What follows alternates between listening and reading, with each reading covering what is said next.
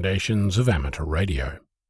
The world is filled with antennas. You'll find them on towers, buildings, cars, and on your next-door neighbour's roof.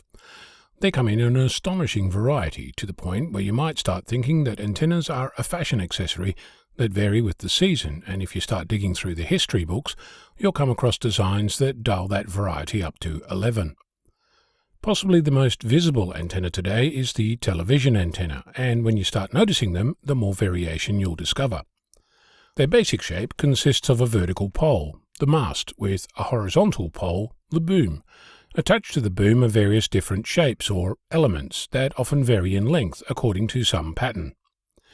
The shape is designed to collect as much electromagnetic radiation from a particular direction, or in the case of a transmitter, focus as much energy as possible into one direction.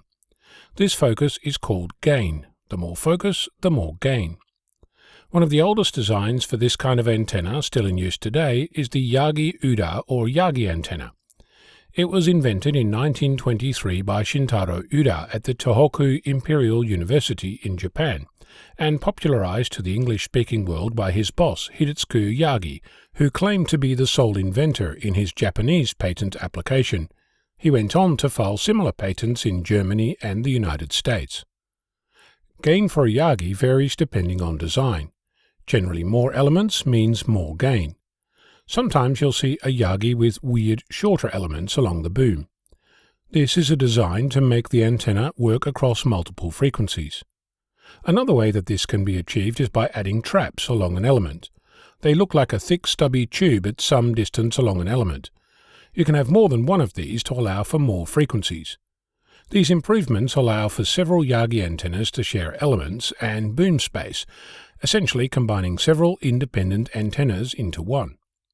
It can be tricky to discover in which direction a Yagi is pointing, but essentially the boom indicates the direction, and the end with the shortest element is the front. There's another type of antenna that to the casual observer looks similar. It's called a log periodic dipole array, LPDA or log periodic antenna. It was invented in 1952 by John Dunleavy, whilst he was contracted to the United States Air Force. He wasn't credited because it was classified as secret, later changed to restricted. In 1958, Dwight Isbell built a log periodic antenna as an undergraduate student at the University of Illinois at Urbana-Champaign. He was part of a larger team that included Raymond Duhamel, John Dyson, and Robert Carrel. Later, Paul Myers developed a variant that improved performance. Before I dig in, I'll also note that this antenna caused all manner of legal issues that are still in force today. The so-called blonder tongue doctrine states that a patent holder isn't permitted to relitigate the validity of a patent that has been held invalid previously. It was a result of the university attempting and ultimately failing to protect its patent for the widely copied antenna design. Reading about this is a fascinating discovery in how a single judge can make a massive impact on law and society. The log periodic antenna is designed in a way that to the uninitiated looks very similar to a Yagi antenna. It's based on the idea that you can design an antenna made up from independent dipoles that are spaced in such a way that they form an antenna where each dipole radiates to take advantage of its neighbours. Generally, a log periodic antenna looks like a triangle. Often the elements are on two separate booms, alternating side to side, or you'll see a zigzag structure that causes the antenna signal to alternate side to side. One characteristic of an antenna is called bandwidth.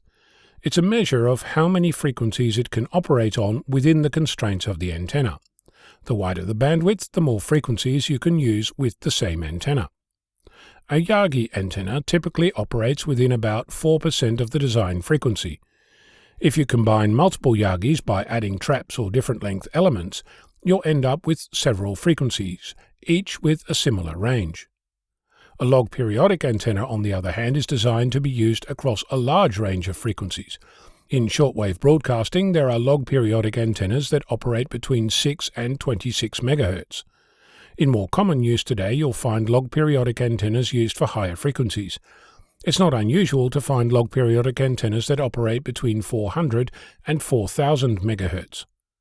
For even more confusion, you can share the boom of a log periodic antenna with a Yagi antenna, as is popular in fringe television reception areas. Some other things to note are that for a Yagi, most of the elements are passive, and only one is generally a driven element. In a log periodic antenna, all elements are driven. For a Yagi antenna, more elements means more gain, whereas for a log periodic antenna, it means more frequencies. I'll also point out that there are experiments where the frequency range for Yagi antennas is being increased to more than 20% of the main frequency by varying the design. Much of this is achieved by using computer simulations to test many different virtual antennas, until one promising design pops out. This optimization technique can also be applied to log periodic antennas, resulting in very interesting shapes that look nothing like the antennas you see on the roof today.